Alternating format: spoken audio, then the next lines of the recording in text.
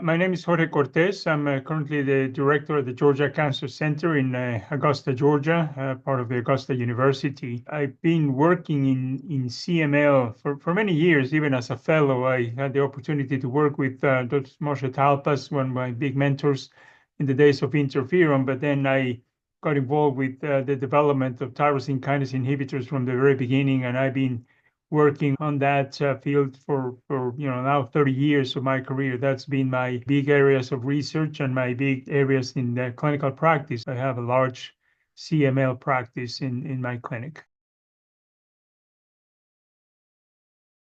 It is remarkable how much it has changed. And the treatment has, of course, changed. When I started my career, I started in Mexico. All we had was busulfan, actually, not even hydroxyurea.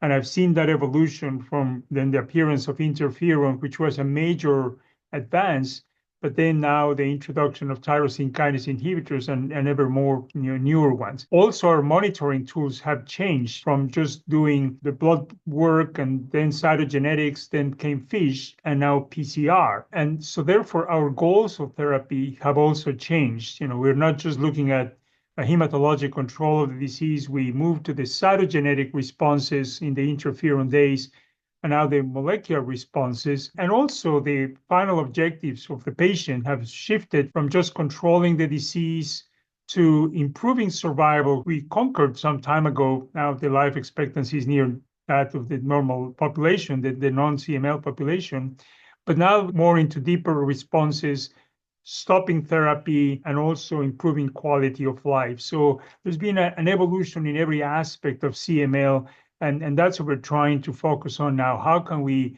improve the probability of treatment-free remission and improving the quality of life of the patients? We have an advantage that we have many options. In the US, for frontline therapy, and growingly in many other countries, we have 5 drugs approved for frontline therapy. Imatinib, then 3 second-generation TKIs, dasatinib, nilotinib, and bosutinib, and then more recently, asciminib. And they all have different properties that make them valuable. And I think what's important to remember here is that we need to take advantage of every option that we have. It's not that we're going to select one to treat all our patients, but rather we take advantage of the benefits of each one, their pros and their cons. And then many aspects have to do with these. Very importantly, I think, what are the goals of the patient? If you're looking for trying to have the best probability of a deep molecular response, having a better chance of treatment-free remission, the newer drugs give us more of that. Asciminib, it seems to have the best chance of doing that.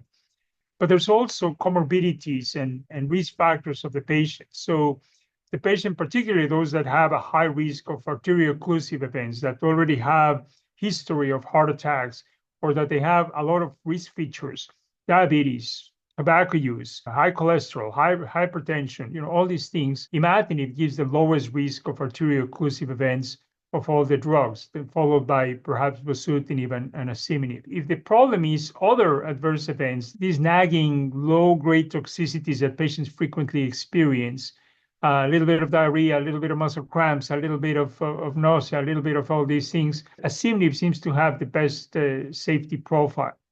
Now, sometimes, unfortunately, cost considerations are the primary issue because of the circumstances of the patient, lack of insurance or whatever that may be. Well, fortunately, imatinib is generic now, and the cost is very low. And again, it is a good drug, so that could be a consideration. So you have to put all of these together and, very importantly, have the discussions with the patient and talk about pros and cons of each one and what has the better chance of getting you where you want to be. I think it is also important to remember for the patients and the physicians that the important thing in CML is the long-term goals. In the short term, patients may look good or may feel good and so on, but we are looking at the long-term goals, which are years from now.